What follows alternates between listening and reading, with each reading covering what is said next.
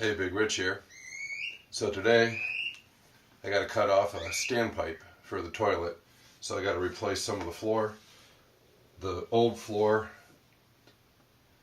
was a little bit taller. The new floor is going to be a little bit lower. So this pipe is too tall. So we'll cut it off and replace it. So today I'm going to show you how we get in there and cut it off. It's kind of tight. We got some floor joists. We got some pipes. All right, Big Rich. Got my universal cutoff tool. Got some gloves because this is kind of a nasty job. But I'm hoping my new cutoff tool will make pretty good quick work of this. So again, it's got the circular blade on it versus the straight blade to cut. So I'm hoping this thing will go right along the edge underneath this tool and do some cutting. So we'll give that a try, alright? I'm going to pull the camera a little closer.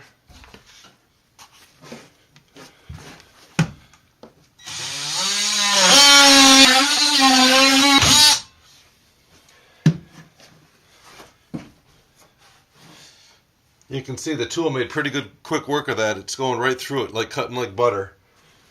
We'll just keep trying to work around it here to get the rest of it off, alright? I might get in the way.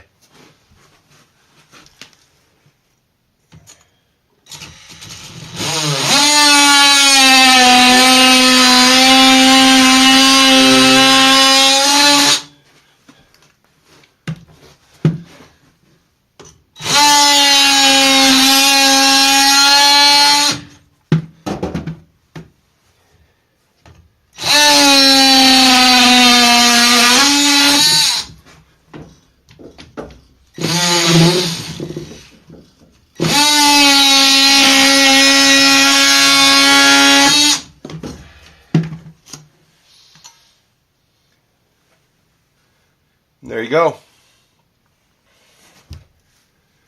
Got the old flange off.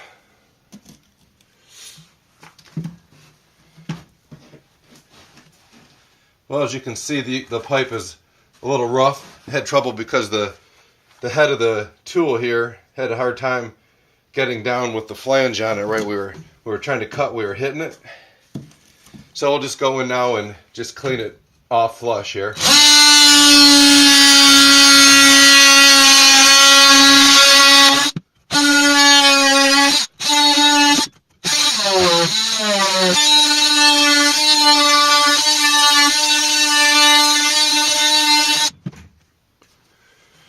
And there we go.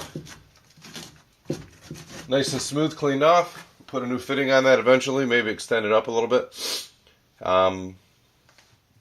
So again, pretty versatile tool with the multiple heads for cutting flush, cutting around a radius. All right, you could use a hacksaw too. It would have been tough to get into this area with a hacksaw, so this, I think, tool and blade help out a lot. You saw how quickly and easily I was able to also just smooth off a surface, right? Because I can go flush across the surface. So, really nice tool. So there you have it. That's how to cut off a standpipe for a toilet. Again, I'll put a new one on there, be another video. If you don't have a saw like this to do that kind of work, again, you could use a hacksaw to do it. You could, I suggested to a friend of mine to take a Dremel tool. Again, let's just say you couldn't get to the outside because maybe you're just replacing the toilet and you need to replace the standpipe in it.